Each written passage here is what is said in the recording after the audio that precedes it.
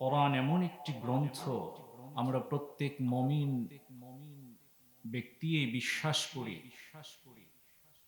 কোরআনের ভিতরে বিসমিল্লাহর বা থেকে শুরু করে একেবারে শেষ পর্যন্ত মিনাল জিন্নাতি ওয়ান নাসের সিন পর্যন্ত কোনো একটা অক্ষর, কোনো একটা শব্দ, কোনো একটা বাক্য, কোথাও কোনো ভুল নাই।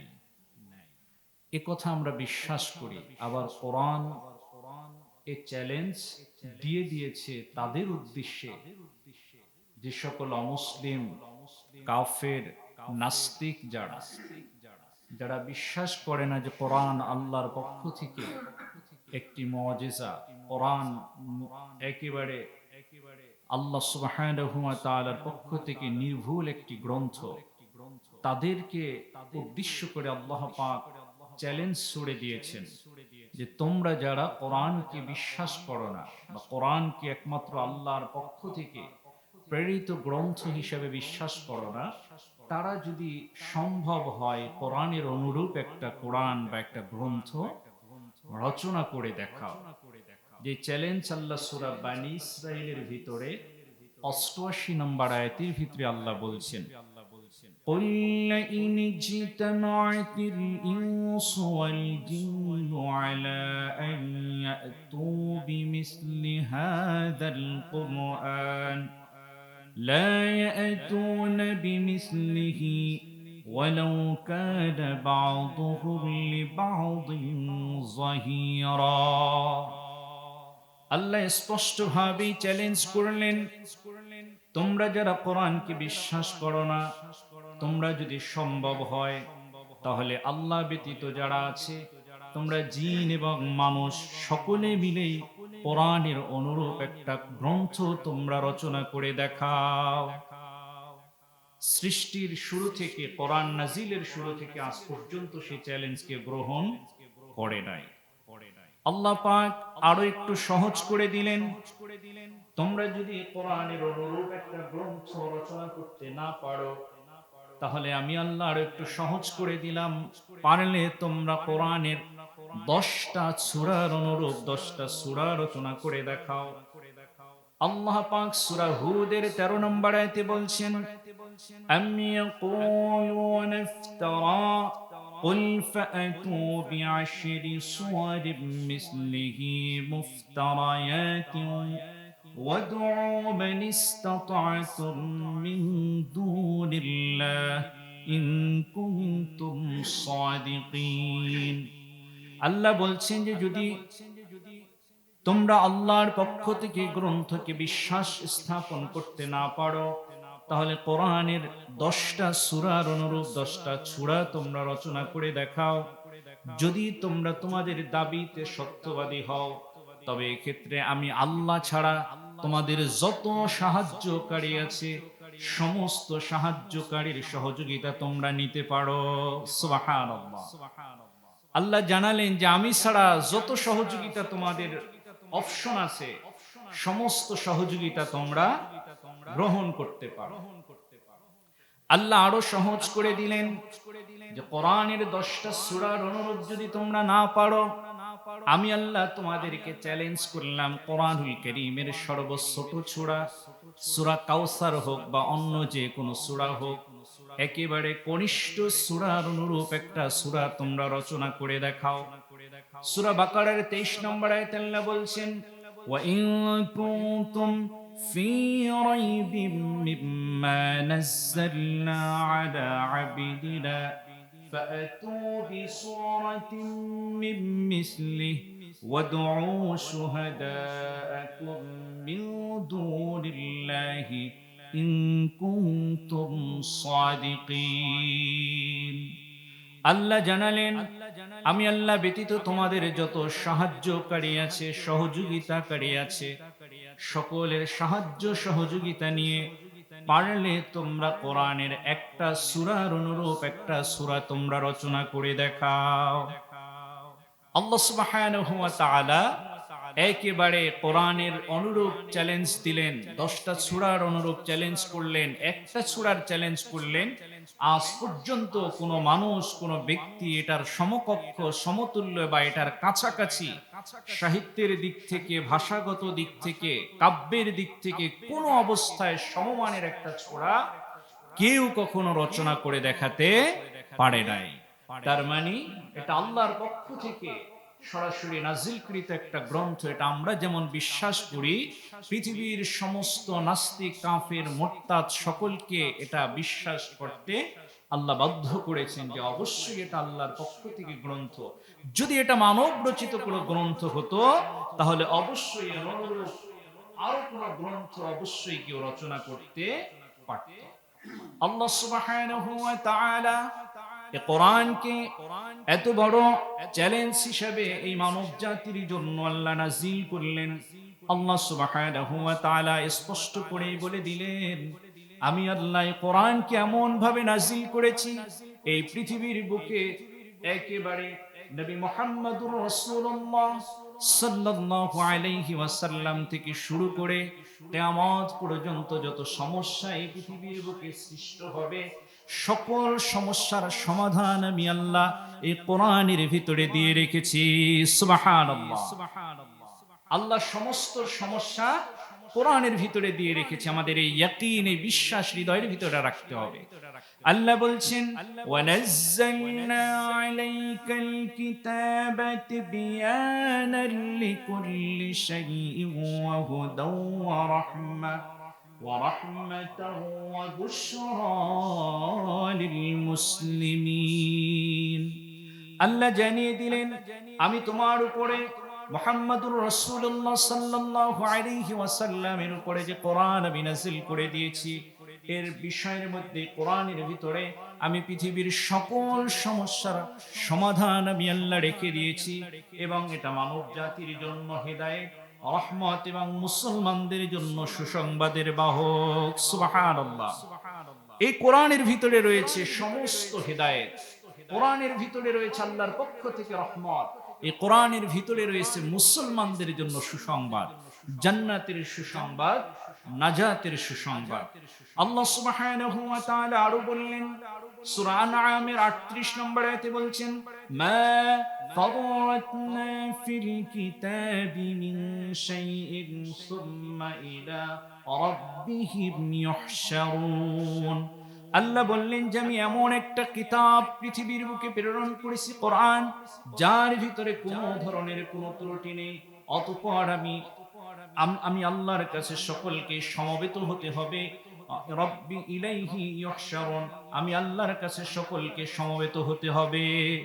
আল্লাহ জানালেন যে কোরআনের ভিতরে কোনো ত্রুটি নাই, কোনো বিচ্যুতি নাই, কোনো সন্দেহ নাই। সকলকেই এটাকে বিশ্বাস করতে হবে এবং সকলের লাস্ট ডেস্টিনেশন হলো আমি আল্লাহর কাছে আবার ফিরে আসতে হবে।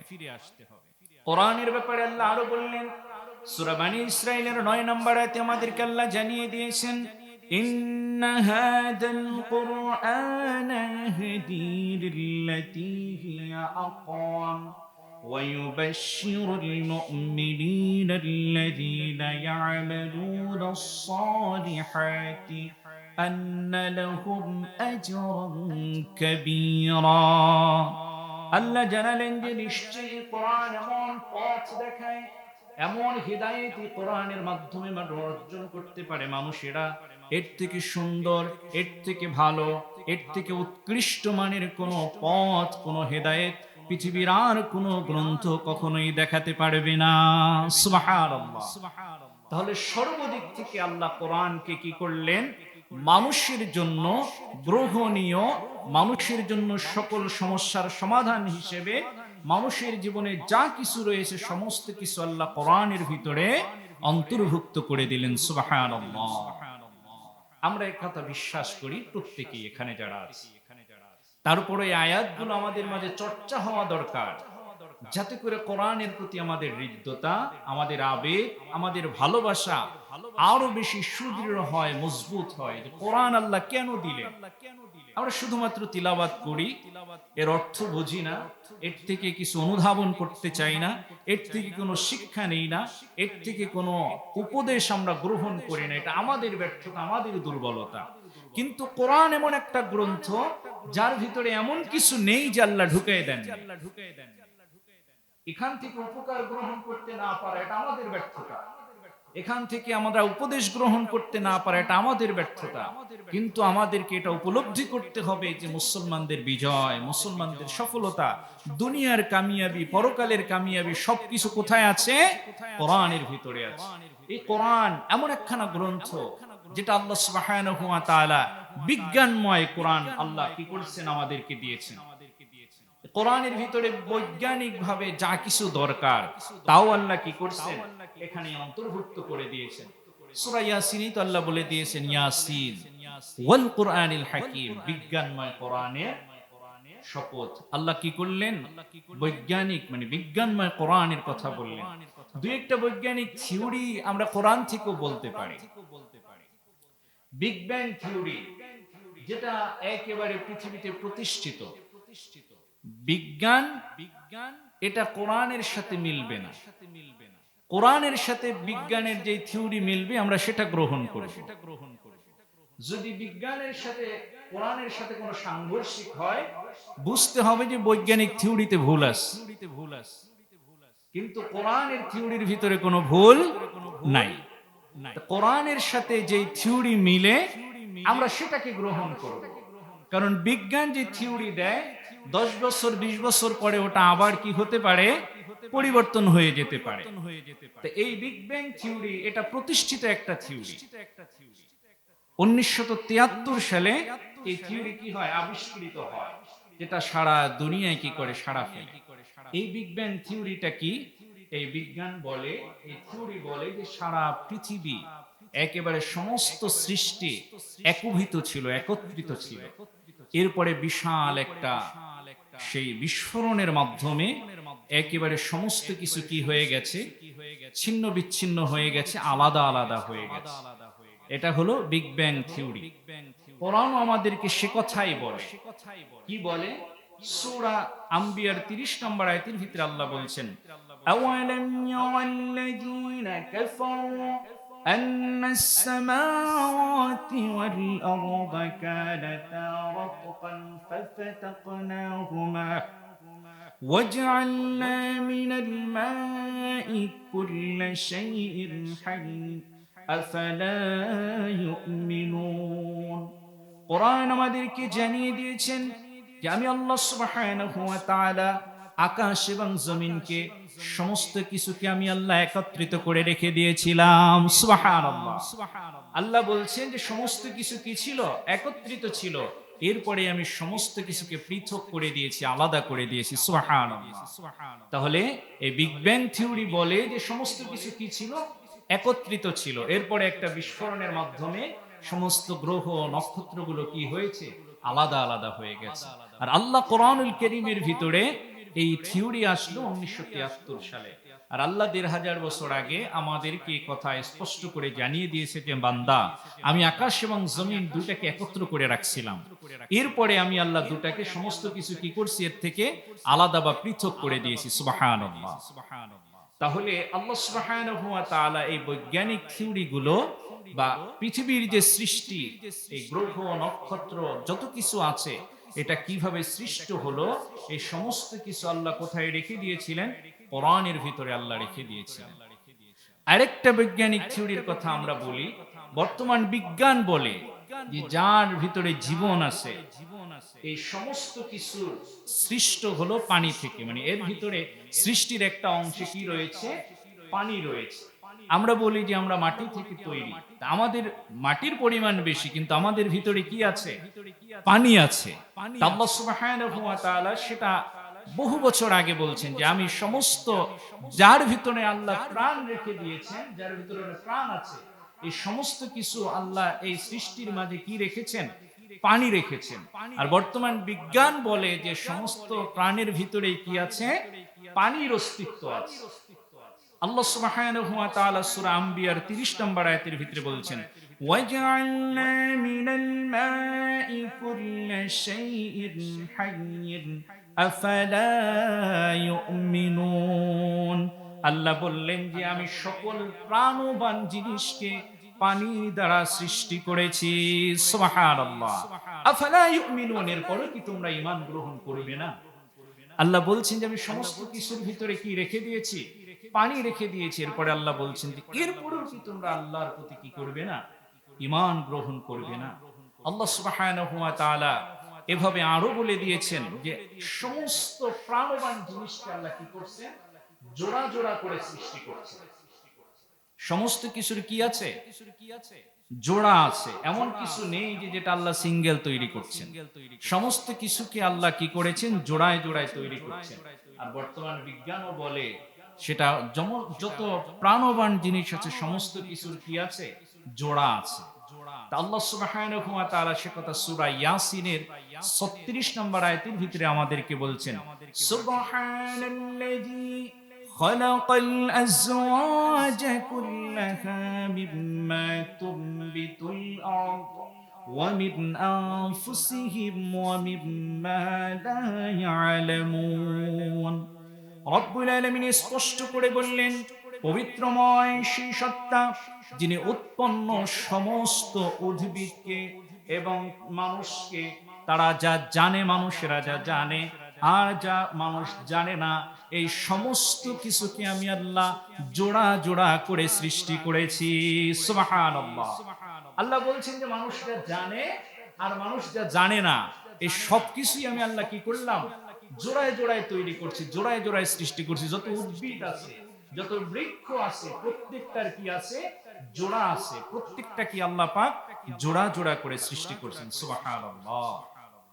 এরপরেও আমরা আল্লাহ সুবহানাহু ওয়া তাআলার প্রতি যে বিশ্বাস, এই বিশ্বাসের ব্যাপারে আমাদের দুর্বলতা।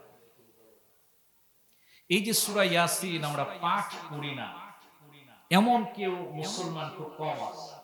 কিন্তু ইয়াসিনের ভিতরে আল্লাহ যে বিজ্ঞানের কসম করলেন, এই যে প্রত্যেকটা বস্তু আল্লাহ জোড়ায় জোড়ায় সৃষ্টি করলেন, এরপরে এখানে আরো কিছু হেদায়েতের দুজন আগন্তুক ব্যক্তির ইতিহাস রয়েছে, কিভাবে তারা মানুষকে দ্বীনের দাওয়াত দিয়েছেন সে কথা আছে।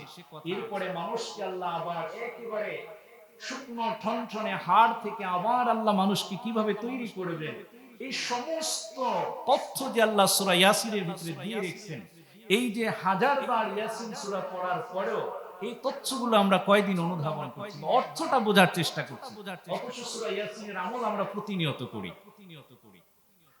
যদি আমরা একটু অর্থটা করতাম, আমাদের ঈমানের যে স্বাদ, কোরআনের যে স্বাদ, আমরা কতটা অনুধাবন করতাম, হৃদয়টা তৃপ্ত হয়ে যেত। এজন্য কোরআনকে অর্থ সহ পড়ার চেষ্টা করা, বুঝে পড়ার চেষ্টা করা দরকার। কোরআনুল কারীমের ভিতরে আল্লাহ বলছেন, আমরা তো একেবারে যারাই ভোটার হইছি, ফিঙ্গারপ্রিন্ট আমাদের সকলের দেয়া আছে। এখন তো সব কাজে লাগে, সিম কিনতে গেলে লাগে, যারা দেশের বাহিরে যাবে তাদেরকে লাগে, বিভিন্ন কাজে প্রত্যেকটা লাইসেন্স করতে কি লাগে? ফিঙ্গারপ্রিন্ট দেওয়া লাগে, আরো নানান কাজে ফিঙ্গারপ্রিন্টের ব্যবহার করতে হয়। এই ফিঙ্গারপ্রিন্ট আবিষ্কার হয়েছে 1880 সালে। 1880 সালে ইংল্যান্ডের স্যার ফ্রান্সিস এটাকে আবিষ্কার করেছে। কিন্তু কোরআন আমাদেরকে বলে দিয়েছে যে এই যে ইংল্যান্ডের এই বিজ্ঞানী তিনি বলছেন যে প্রত্যেক ব্যক্তির ফিঙ্গারপ্রিন্ট কি আলাদা, একজনেরটার সাথে আরেকজনেরটার কোনো মিল নাই। আর কোরআন আমাকে সেই রাসূল সাল্লাল্লাহু আলাইহি ওয়াসাল্লামের সময় থেকে বলে দিয়েছে, আমি আল্লাহ প্রত্যেকের বৃদ্ধাঙ্গুলি অর্থাৎ প্রত্যেকের আঙ্গুলের অগ্রভাগকে আলাদা আলাদা করে আবার পুনরায় তৈরি করতে সক্ষম। সুবহানাল্লাহ। কোরআন আমাকে বলছে যে আমাদের প্রত্যেকের ফিঙ্গারপ্রিন্ট কি আলাদা, এর সাথে কোনো মিল নাই। প্রত্যেকের চেহারা যেমন ভিন্ন আর প্রত্যেকের ফিঙ্গারপ্রিন্ট সেটাও কি ভিন্ন। সূরা কিয়ামার ৩ এবং ৪ নম্বর আয়াতের ভিতরে আল্লাহ বলছেন, আয়াহসাবুল ইনসানু আল্লান নাজমা ইযামা। আল্লাহ বলছেন যে মানুষ কি মনে করে আমি তাদের অস্থি সমূহ মানে হাড্ডি সমূহ আবার একত্রিত করব না? এটা কি মানুষ মনে করে? এরপরে আল্লাহ বলছেন, বালা কাদিরিন আলা আন নুসাউইয়া বানানা। আল্লাহ বলে দিলেন, হ্যাঁ আমি অবশ্যই প্রত্যেকের হাড় মাংস সব আমি আমার একত্র করব, এমনকি প্রত্যেকের আঙ্গুলের অগ্রভাগকেও আমি কি করব, ভিন্ন ভিন্ন করে আবার তাদেরকে একত্রিত করব। সুবহানাল্লাহ। তা আল্লাহ সুবহানাহু ওয়া তাআলা আমাদেরকে স্পষ্ট করলেন যে হ্যাঁ, আমি আল্লাহ সমস্ত কিছুকে, এই প্রত্যেকটা মানুষের আঙ্গুলের ফিঙ্গারপ্রিন্টকে আমি আল্লাহ কি করেছি, ভিন্ন ভিন্ন করে দিয়েছি। তো বৈজ্ঞানিক ভাবে আমরা যা কিছু প্রমাণ করি না কেন, এই তথ্য আল্লাহ কোথায় রেখে দিয়েছেন? কোরআনের ভিতরে রেখে দিয়েছেন। যা মানুষের জন্য কল্যাণকর, যা কিছু মানুষের জন্য উপকারী, সমস্ত কিছু আল্লাহ কি করছেন? কোরআনে রেখে দিয়েছেন। কোরআন যে কিছু ভবিষ্যৎবাণী আমাদেরকে করেছে, এই ভবিষ্যৎবাণী আমরা বাস্তবে না দেখেই কি করেছি? বিশ্বাস করেছি। বিশ্বাস না করলে ঈমান থাকবে? থাকবে না। কোরআন আমাদেরকে বলছে যে ফিরআউন, দ্বিতীয় রামিসাস, যে মুসা আলাইহিস সালাতু ওয়াস সালামের যুগের যে ফিরআউন, ওই ফিরআউনের লাশ আল্লাহ পাক অক্ষত রেখে দিয়েছেন। এই আয়াত বা এই ঐতিহাসিক ভবিষ্যৎবাণী আল্লাহ করেছেন সেই ১৫০০-১৪০০ বছর আগে। কিন্তু তখন কি ফিরআউনের লাশ কোথায় আছে, এর অস্তিত্ব কেউ খুঁজে পাইছে? সাহাবারা, তাবেঈন, তাবেঈন, তার পরবর্তী যুগ কেউ পায় নাই। কিন্তু প্রত্যেকে বিশ্বাস করছে, আল্লাহ কোরআনে বলছে ফিরআউনের লাশ পৃথিবীতে অক্ষত আছে, প্রত্যেকে এটা বিশ্বাস করছে। এই ফিরআউনের লাশ আবিষ্কৃত হলো কবে? ১৯০৭ সালে। ১৯০৭ সালে তার লাশটাকে কি করলো? খুঁজে পাওয়া গেল। কোরআন এই ভবিষ্যৎবাণী করেছে সেই ১৫০০ বছর আগে। এই ভবিষ্যৎবাণী বাস্তবে মিলে গেল কবে? ১৯০৭ সালে তার ফিরআউনের লাশ খুঁজে পাওয়া গেল। আল্লাহ পাক সূরা ইউনূসের ৯২ নম্বর আয়াতের ভিতরে এই উদ্ধৃতি ১৫০০ বছর আগে দিয়ে রাখছে। আল্লাহ বলছেন, ফাল-ইয়াওমা নুনাজ্জিকা বিবাদানিকা লিতাকুনা লিমান খালফাকা আয়া ওয়া ইন্না কাসীরাম মিনান নাসি আন আয়াতিনা লাগাফিলুন। আল্লাহ জানিয়ে দিলেন যে আজ আমি ফিরআউনের দেহটাকে অক্ষত করব, একেবারে দেহটাকে রক্ষা করব, যাতে করে তোমাদের পরবর্তীতে যারা আসবে তাদের জন্য নিদর্শন হয়। এবং আমি নিশ্চয়ই মানুষদেরকে, এই যারা আল্লাহর ব্যাপারে গাফেল হয়, মানুষদের ব্যাপারে জুলুম করে, তারা যেন এর থেকে শিক্ষা নিতে পারে, এজন্য আমি আল্লাহ ফিরআউনের লাশটাকে কিয়ামত পর্যন্ত অক্ষত রেখে দিব। সুবহানাল্লাহ। ফিরআউনের লাশটা আল্লাহ রেখে দিয়েছে। ১৯০৭ সালে এটা আবিষ্কার হয়েছে। এটা আল্লাহ কোরআনে ১৫০০ বছর আগে বলছে। এই যে ভবিষ্যৎবাণী, তাহলে ১৩০০ বছর পর্যন্ত এই ভবিষ্যৎবাণীর কোনো অস্তিত্ব মানুষ খুঁজে পায় না, পাইছে ১৩০০ বছর পরে। তাহলে ১৩০০ বছর আগে যারা ছিল তাদের তো এই আয়াতের উপরে ঈমান আনতে হয়েছে, তাই না? এরকম হলো কোরআনের প্রত্যেকটা কথা, এটা চিরন্তন সত্য। এর একটা শব্দের ভিতরে কোনো অহেতুক কোনো কথা আল্লাহ কোরআনে রাখেননি।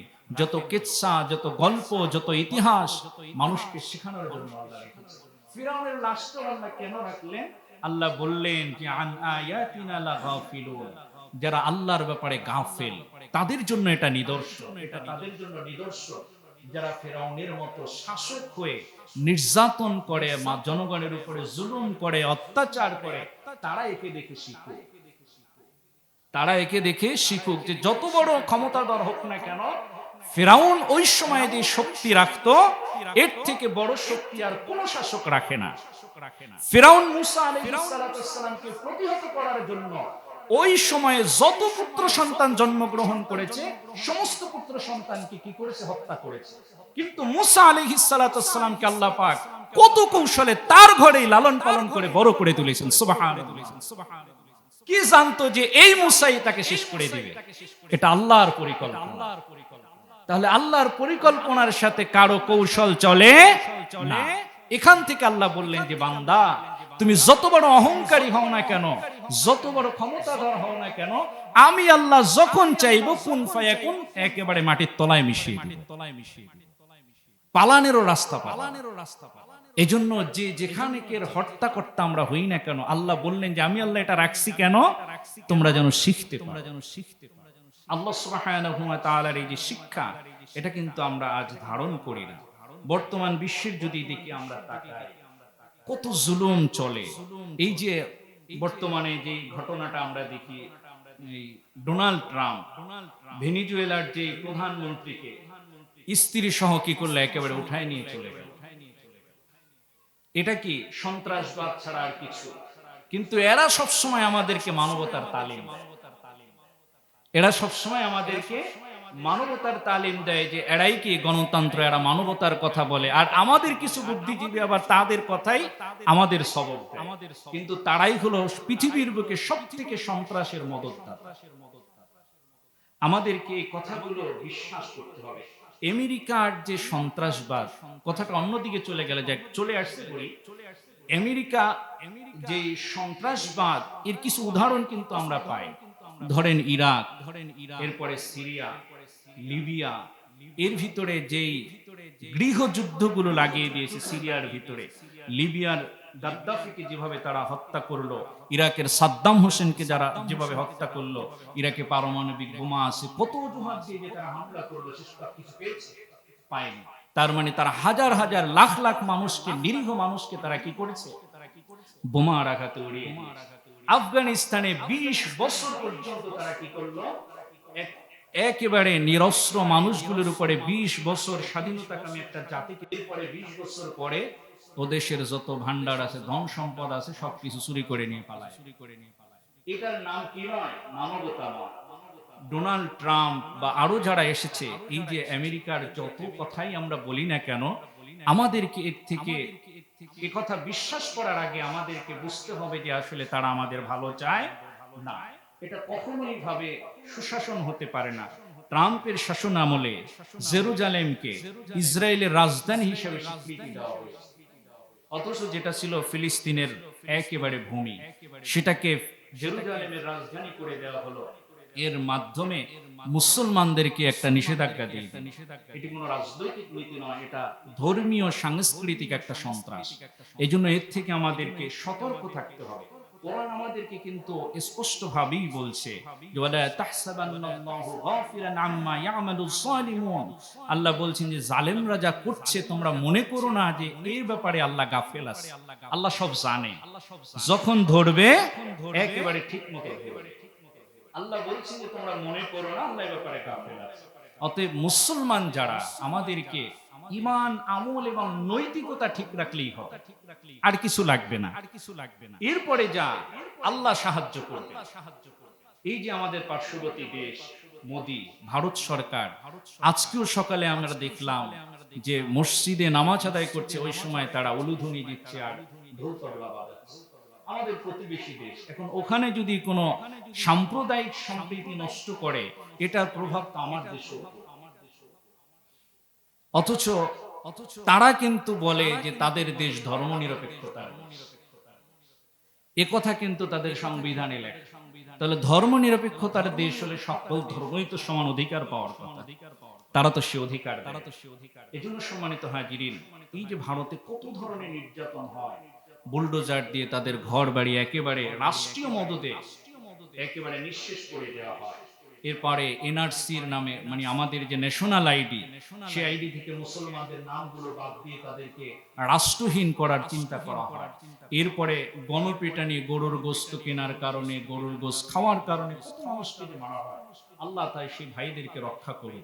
কিন্তু এগুলো তো আমাদের, মানে কি বলবো, ধর্মীয় সন্ত্রাসবাদ। এটা এক ধরনের, এটা যাতে করে আমার দেশেও না হয়, সে দেশেও না হয়, এটাই তো হওয়া উচিত। কিন্তু ইসলাম আমাদেরকে যে শান্তি, যে সুবাতাসের কথা বলেছেন, আল্লাহ সুবহানাহু ওয়া তাআলা অবশ্যই সে সুদিন আমাদেরকে দিবেন, যদি আমাদের ঈমান ও তাকওয়া সুদৃঢ় থাকে। ঈমান ও তাকওয়া যদি মজবুত থাকে, আল্লাহর বিজয় অবশ্যই দিবেন।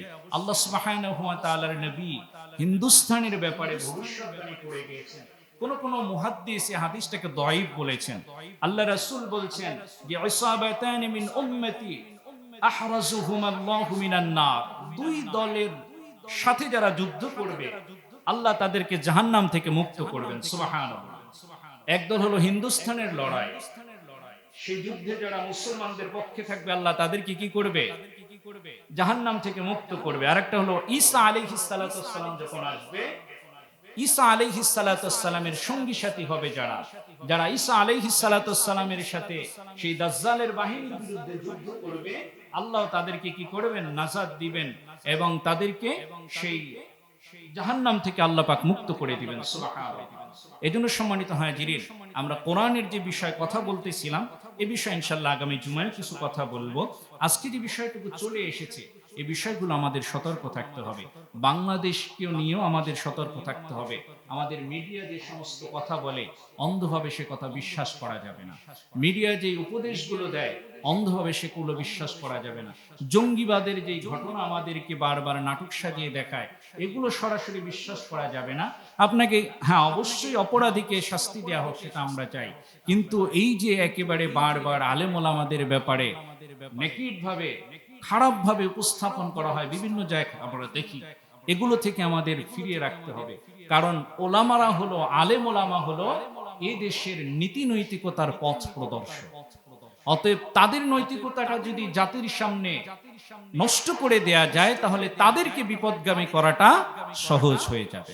এজন্য আলেম ওলামাদের ব্যাপারে সতর্ক হতে হবে। আমরা বর্তমানে বিভিন্ন মিডিয়ায় বিভিন্ন ধরনের কথাবার্তা দেখি, এগুলো থেকে আমাদের হেফাজত থাকতে হবে। সত্য সঠিক কথাগুলো আমাদের সেখান থেকে গ্রহণ করতে হবে। অন্যায়, অপারগতা, ন্যায় যেটা, সেটাকে গ্রহণ করতে হবে। অন্যায়কে আমাদেরকে বিতাড়িত করতে হবে। আল্লাহ পাক আমাদের সকলকে কোরআন অনুযায়ী জীবনকে পরিচালিত করার তৌফিক দান করুন। কোরআনের যে তথ্যগুলো আমরা জানলাম, এই তথ্যগুলো আমরা হৃদয়ে ধারণ করে আমাদের ঈমান যেন আরো সুদৃঢ় করতে পারি, মজবুত করতে পারি। আল্লাহ পাক যেন আমাদেরকে সেই তৌফিক দান করেন। আমরা সকলে বলি আমিন, সুম্মা আমিন, ওয়া আখির দাওয়ানা।